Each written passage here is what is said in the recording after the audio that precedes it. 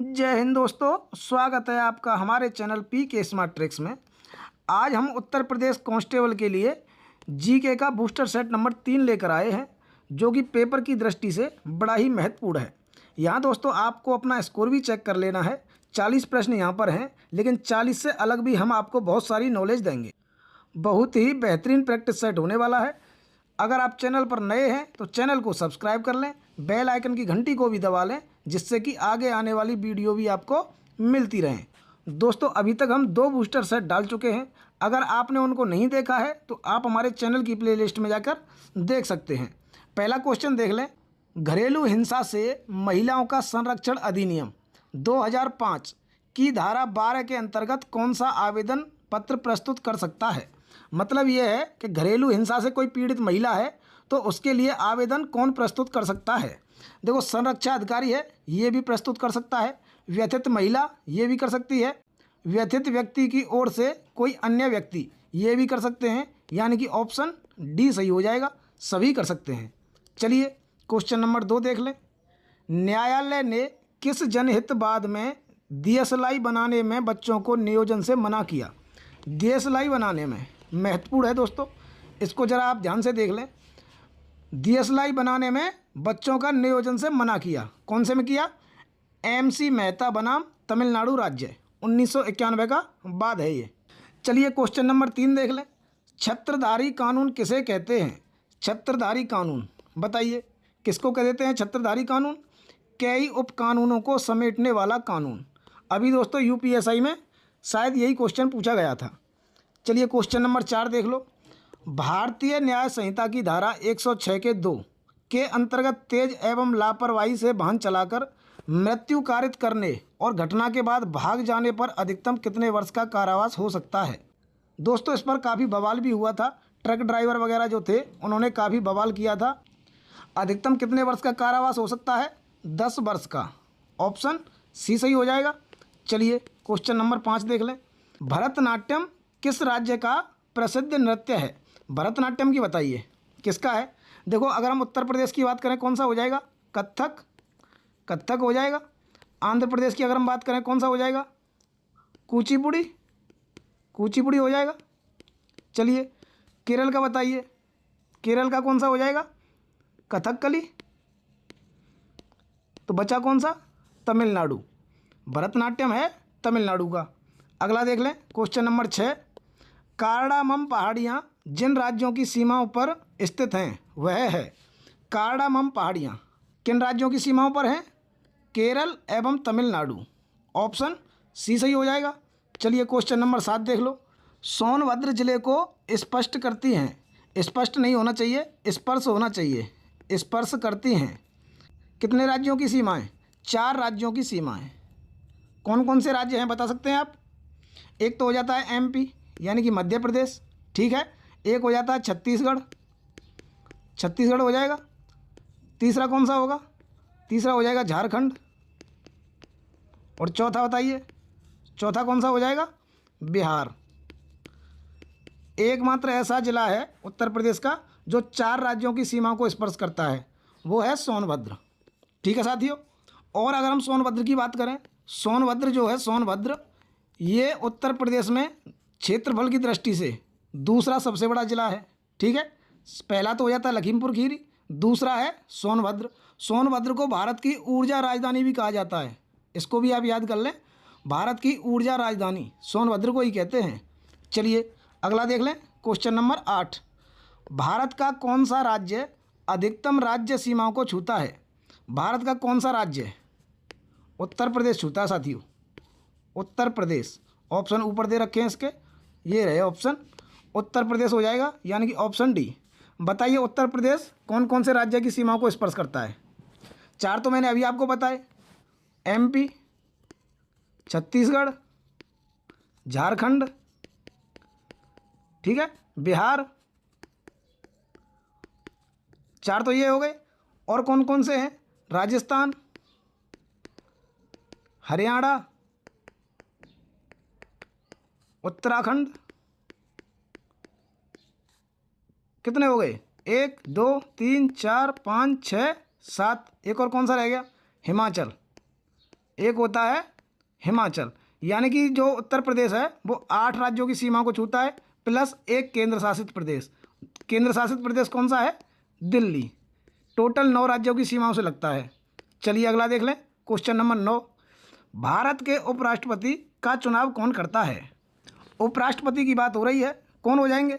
संसद के दोनों सदनों के सभी सदस्य। ऑप्शन बी सही हो जाएगा। अगर हम राष्ट्रपति की बात कर लें तो बताइए, राष्ट्रपति की बात करो, कौन कौन हो जाएंगे? संसद के दोनों सदनों के प्लस राज्य विधानसभाओं के निर्वाचित सदस्य। निर्वाचित को नहीं भूलना है, निर्वाचित सदस्य हैं, ठीक है, निर्वाचित सदस्य। चलिए अगला देख लें। क्वेश्चन नंबर 10, अमरकंटक से कौन सी नदी का उद्गम होता है? अमरकंटक से नर्मदा का हो जाएगा, नर्मदा का। यहाँ दोस्तों एक प्रश्न और बनता है, उल्टी नदी कौन कौन सी बहती हैं? भारत की जो ज़्यादातर नदियाँ हैं वो पूरब से पश्चिम की ओर बहती हैं, ठीक है, पूरब से पश्चिम की ओर। लेकिन कुछ नदियाँ ऐसी हैं जो पश्चिम से पूरब की ओर बहती हैं। बताएंगे वो कौन कौन सी हैं? 4 नदियाँ हैं। एक तो हो जाती है ये वाली नर्मदा, ठीक है, एक हो जाती है ताप्ती, 2 हो गई, और कौन सी है? एक हो जाती है माही, ठीक है, और चौथी साबरमती। साबरमती, ये 4 नदियाँ ऐसी हैं जो उल्टी बहती हैं, यानी कि पश्चिम से पूरब की तरफ बहती हैं। चलिए अगला देख लें। क्वेश्चन नंबर 11, भारत के संविधान में राज्य के नीति के निर्देशक तत्व किस देश के संविधान से लिए गए हैं? नीति निर्देशक तत्व कहाँ हैं? भाग 4 में, भाग 4 में है। कहाँ से लिए गए हैं? आयरलैंड के संविधान से, आयरलैंड का 1937 के संविधान से, ठीक है साथियों, इसको याद रखना। 1937 का आयरलैंड का जो संविधान था उससे राज्य के नीति निर्देशक तत्व लिए गए हैं। चलिए क्वेश्चन नंबर 12 देख लें। भारतीय संविधान के किस भाग को संविधान का हृदय और आत्मा कहा जाता है? हृदय और आत्मा किसको कहते हैं? अनुच्छेद 32 को। ऑप्शन सी सही हो जाएगा। अनुच्छेद 32 को किसने हृदय और आत्मा कहा है? बताएंगे। भारतीय संविधान का हृदय और आत्मा अनुच्छेद 32 को किसने कहा है? डॉक्टर भीमराव अंबेडकर जी ने, ठीक है, डॉक्टर भीमराव अंबेडकर ने कहा है संविधान का हृदय और आत्मा। अब हम बात कर लेते हैं जो अनुच्छेद 32 है, इसके तहत जो सर्वोच्च न्यायालय है, सर्वोच्च न्यायालय ये 5 प्रकार की रिट जारी कर सकता है। 5 प्रकार की कौन कौन सी हैं आप बताएंगे? पहली कौन सी हो जाती है? पहली होती है बंदी प्रत्यक्षीकरण। बंदी प्रत्यक्षीकरण, इसको क्या बोलते हैं? Habeas corpus.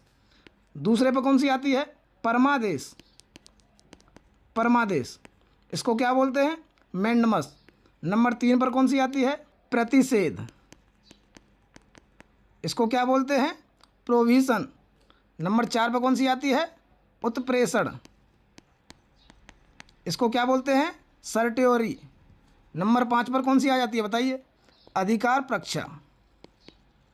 अधिकार प्रक्षा, इसको बोलते हैं को वारंट, ठीक है। अनुच्छेद 32 के तहत सुप्रीम कोर्ट रिट जारी कर सकता है और अनुच्छेद 222 के तहत हाई कोर्ट रिट जारी कर सकता है। चलिए क्वेश्चन नंबर 13 देख लें। भारत में पंचायती राज व्यवस्था से संबंधित अनुसूची कौन सी है? पंचायती राज व्यवस्था से कौन सी है बताइए? 11 भी हो जाएगी। अगला देख लें क्वेश्चन नंबर 14, संविधान सभा ने संविधान को कब अंगीकृत किया? संविधान सभा ने संविधान को पूछ रहा है, कब अंगीकृत किया है? 26 नवंबर 1949 को। क्वेश्चन नंबर 15 देख लो, संविधान की मूल संरचना सिद्धांत किस मामले में प्रतिपादित हुआ?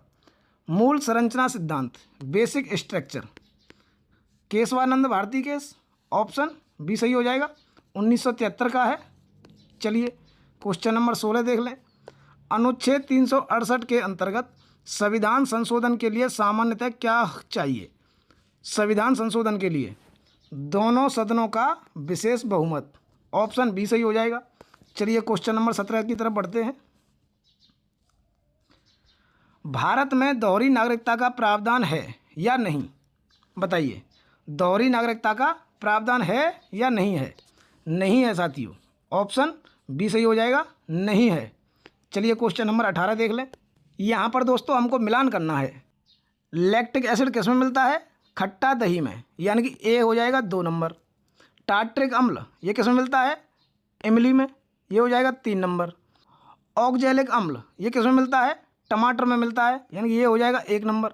साइट्रिक अम्ल किस में मिलता है? ये हो जाएगा सिरका में, यानी कि 4 नंबर। 2 3 1 4, 2 3 1 4 कौन से में है? Option A. ठीक है, चलिए अगला देख लें। क्वेश्चन नंबर 19, कौन से पौधे में नाइट्रोजन स्थिरीकरण की क्षमता होती है? कौन से पौधे में नाइट्रोजन स्थिरीकरण की? चना और दलहन में। ऑप्शन सी सही हो जाएगा। चलिए क्वेश्चन नंबर 20, अलसी किसका प्रचुर स्रोत है? अलसी बताइए, अलसी के बीज आते हैं, आपने देखे होंगे।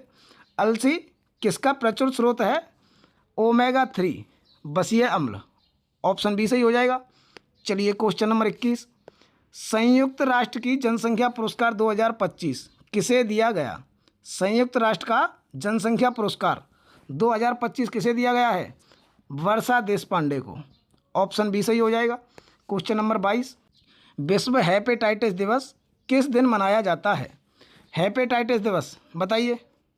28 जुलाई को। ऑप्शन बी सही होगा।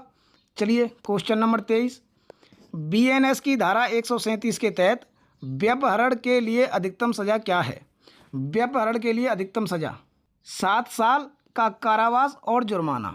ऑप्शन सी सही हो जाएगा। चलिए अगला देख लें। क्वेश्चन नंबर 24, राष्ट्रीय कृषि और ग्रामीण विकास बैंक यानी कि नाबार्ड की स्थापना किस पंचवर्षीय योजना में हुई थी? पंचवर्षीय योजना पूछा है साथियों, कब हुई थी? देखो यहाँ आपको गिन लेना है, 1 2 3 4 5 6। नाबार्ड में कितने शब्द हैं? 6 शब्द हैं। तो छठी पंचवर्षीय योजना में इसकी स्थापना हुई थी। अगर हम बात करें कि इसकी स्थापना कब हुई है, 1982 में इसकी स्थापना हुई थी। ठीक है, 1982 में मुंबई में इसकी स्थापना हुई थी। एक क्वेश्चन और बनता है कि किस समिति के सिफारिश पर इसकी स्थापना हुई थी? तो समिति कौन सी थी? बी शिवरामन समिति, इसकी सिफारिश पर नाबार्ड की स्थापना हुई थी 1982 में। चलिए अगला देख लें। क्वेश्चन नंबर 25, टोटी आभूषण शरीर के किस हिस्से में पहना जाता है? टोटी आभूषण कान में पहना जाता है साथियों। ऑप्शन डी सही हो जाएगा, कान में। क्वेश्चन नंबर 26 देख लें। नागरिकता संशोधन कानून कब पारित हुआ? आपके सामने ही हुआ है, क्या आपको डेट याद है? नागरिक संशोधन कानून बताइए। 11 दिसंबर 2019। ऑप्शन बी सही हो जाएगा। चलिए क्वेश्चन नंबर अगला देख लें। 27, मौलिक कर्तव्यों से संबंधित निम्नलिखित में से कौन सा कथन सही नहीं है? सही नहीं है पूछा है। क्या क्या दिया है? उन्हें परमादेश द्वारा प्रभावी बनाया जा सकता है। ये तो गलत हो जाएगा साथियों, यही गलत है इसमें। ऑप्शन बी भी देख लें। उन्हें संवैधानिक प्रक्रिया से ही बढ़ाया जा सकता है। बिल्कुल बढ़ाया जा सकता है। अस्पष्ट वीडियो की व्याख्या के लिए उनका उपयोग किया जा सकता है। ये भी सही है। यह मूल संविधान में हिस्सा नहीं थे। ये भी सही है। आप अगर इसको देखें, उन्हें संवैधानिक प्रक्रिया से ही आगे बढ़ाया जा सकता है। इसका मतलब क्या है? आपको पता होगा जो मौलिक कर्तव्य हैं वो बाध्य योग्य नहीं हैं, उनको प्रभावी नहीं बनाया जा सकता है किसी भी कोर्ट द्वारा। आपको पता होगा इस चीज़ को। लेकिन यहाँ जो इसने कहा है उन्हें संवैधानिक प्रक्रिया से ही बढ़ाया जा सकता है, इसका मतलब ये है, जैसे देखो हमारा 51 के ए में 51 के ए और इसमें स्मॉल ए, ये क्या है? राष्ट्रीय गान तथा भारत के राष्ट्रीय ध्वज का सम्मान करना भारत के प्रत्येक नागरिक का प्रथम कर्तव्य है। अब यहाँ पे इन्होंने क्या कानून बनाया?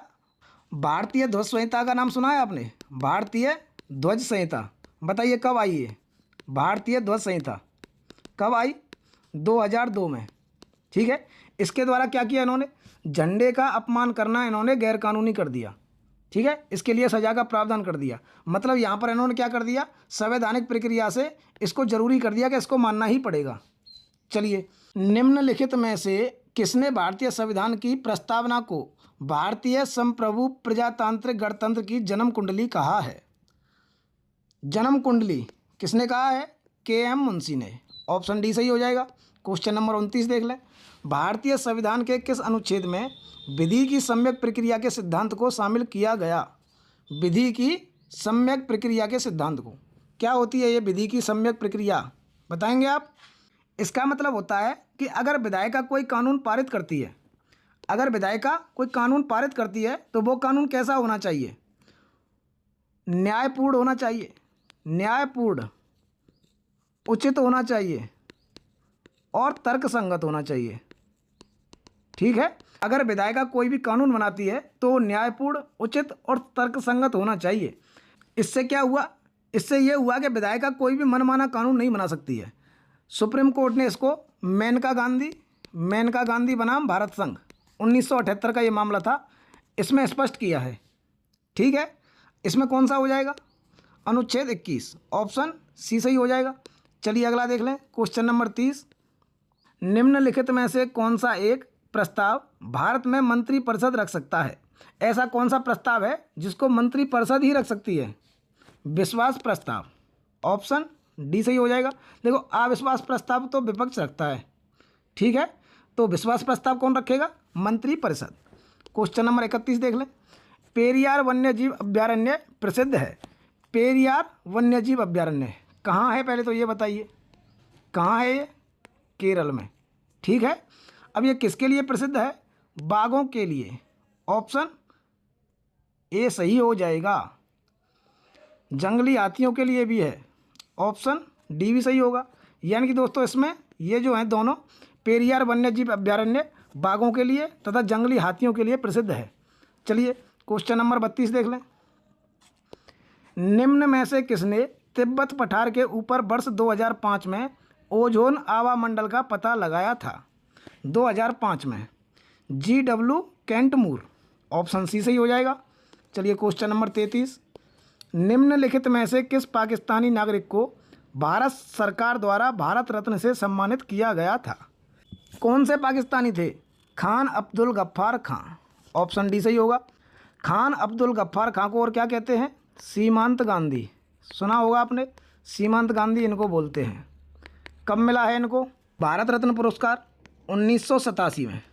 अब दोस्तों एक प्रश्न और बन जाता है यहीं से कि पहले विदेशी कौन हैं जिनको भारत रत्न पुरस्कार मिला? पहले विदेशी हैं यही।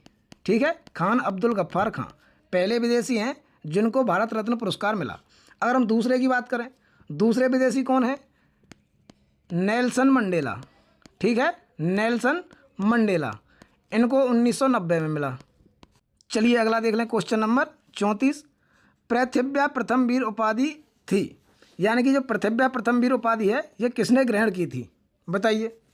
भारत का नेपोलियन तो जानते होंगे आप, समुद्रगुप्त ने, ऑप्शन ए सही हो जाएगा। क्वेश्चन नंबर 35, कामायनी के रचयिता कौन हैं? कामायनी के कौन हो जाएंगे? जयशंकर प्रसाद, ऑप्शन ए सही हो जाएगा। चलिए अगला देख लें, क्वेश्चन नंबर 36, अहमदनगर के निजाम शाही वंश का अंत कैसे हुआ? अहमदनगर के निजाम शाही वंश का, अहमदनगर को मुगल साम्राज्य में मिलाकर हुसैन निजाम शाह थर्ड को आजीवन कारावास दिया गया। ऑप्शन ए इसका सही हो जाएगा। चलिए क्वेश्चन नंबर 37, इनमें से कौन बिहार में किसान आंदोलन के साथ जुड़े थे? बिहार में किसान आंदोलन, आपने चंपारण का नाम सुना है? किसान आंदोलन से ही संबंधित है। चंपारण आंदोलन 1917 में हुआ था, गांधी जी ने चलाया था। यहाँ क्या पूछा है? कौन जुड़े हुए थे? गांधी जी का तो नाम है ही नहीं ऑप्शन में, तो कौन हो जाएंगे? डॉक्टर राजेंद्र प्रसाद। गांधी जी के कहने पर ये अपनी वकालत छोड़कर तुरंत इस आंदोलन में शामिल हो गए थे। क्वेश्चन नंबर 38 देख लें, महाराष्ट्र में निम्नलिखित में से कौन सी एक फसल श्वेत स्वर्ण के नाम से जानी जाती है? श्वेत स्वर्ण कौन सी है? कपास, ऑप्शन सी सही होगा। कपास को सफ़ेद स्वर्ण कहते हैं। चलिए क्वेश्चन नंबर 39 देख लें, भारतीय संविधान में न्यायिक पुनरावलोकन की शक्ति कहाँ से ली गई? न्यायिक पुनरावलोकन की अमेरिका से ली गई है, ऑप्शन डी सही हो जाएगा। क्वेश्चन नंबर 40 देख लो, भारतीय न्याय संहिता की धारा 202 के अंतर्गत लोक सेवक द्वारा सामुदायिक सेवा से दंडित होने की स्थिति कब बनती है? सामुदायिक सेवा, इसको दोस्तों अभी जोड़ा है बीएनएस में, ये जो पहले आईपीसी थी उसमें नहीं थी। बीएनएस कब से लागू हुई है ये बता दीजिए। बीएनएस कब से लागू हुई है बताइए? 1 जुलाई 2024 से। ठीक है, बीएनएस लागू हुई है, इसमें इस दंड को भी जोड़ दिया है। इसका कौन सा हो जाएगा? सामुदायिक सेवा से दंडित होने की स्थिति कब बनती है? जब लोक सेवक अवैध व्यापार करने लगे। ऑप्शन ए सही हो जाएगा। दोस्तों पिछले प्रैक्टिस सेट में हमारा एक क्वेश्चन गलत हो गया था, आप उसको भी देख लें। थोड़ी सी त्रुटि हो गई थी, उसके लिए माफ़ी चाहता हूँ। उसको मैं एक बार आपको बता देता हूँ। 36 नंबर क्वेश्चन था साथियों, मोटर वाहन अधिनियम किस वर्ष स्थापित किया गया?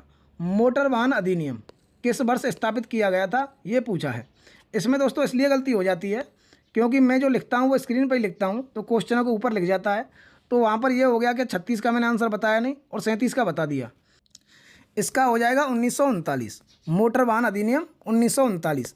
अगर हम बात करें कि इसको प्रथम बार कब बनाया गया था, मोटर वाहन अधिनियम सबसे पहले कब बनाया गया? 1914 में, ठीक है। फिर इसको प्रतिस्थापित किसके द्वारा किया? 1939 में। अगर इसमें 1914 भी होता तो 1914 भी सही हो सकता था। 1939 में फिर इसको बनाया गया। उसके बाद 1988 में बनाया। 1989 से इसको लागू किया गया था, यही चल रहा है वर्तमान में। फिर 2019 में इसमें फिर संशोधन कर दिया है। अब हमारे यहाँ जो प्रभावी है वो है 2019 का, ठीक है। ये प्रश्न हमारा गलत हो गया था, तो इसके लिए मैं माफ़ी चाहता हूँ, आप उसको सही कर लें। और क्वेश्चन नंबर 30 भी देख लें, दहेज प्रतिषेध अधिनियम कब अधिनियमित किया गया था? दहेज प्रतिषेध अधिनियम 1961 में अधिनियमित किया गया था। साथियों, इस अधिनियम को पारित करने के लिए पहली बार संयुक्त अधिवेशन बुलाया गया था। संयुक्त अधिवेशन संविधान के कौन से अनुच्छेद में है? 108 में। अभी तक 3 बार संयुक्त अधिवेशन बुलाया गया है। कब कब बुलाया गया? सबसे पहले तो 1961 में दहेज प्रतिषेध अधिनियम के लिए। दोबारा कब बुलाया गया है? दोबारा बुलाया गया है बैंकिंग सेवा आयोग के लिए। बैंकिंग सेवा आयोग, ये एक अधिनियम आया था 1978 में। इसके लिए भी हमको संयुक्त बैठक बुलानी पड़ी थी। और तीसरा कौन सा हो जाता है? तीसरा हो जाता है पोटा अधिनियम 2002। इसको क्या बोलते हैं? आतंकवाद निवारण अधिनियम। इसके लिए भी हमको संयुक्त अधिवेशन बुलाना पड़ा था, ठीक है। तो दोस्तों, जो कुछ गलत हुआ है उसको आप सही कर लें। अगर चैनल को अभी तक आपने सब्सक्राइब नहीं किया है तो चैनल को सब्सक्राइब कर लें। अगर वीडियो अच्छी लगी हो, वीडियो को लाइक करें, अपने दोस्तों को शेयर भी कर दें। फिर मिलूंगा अगला प्रैक्टिस सेट लेके, तब तक के लिए जय हिंद।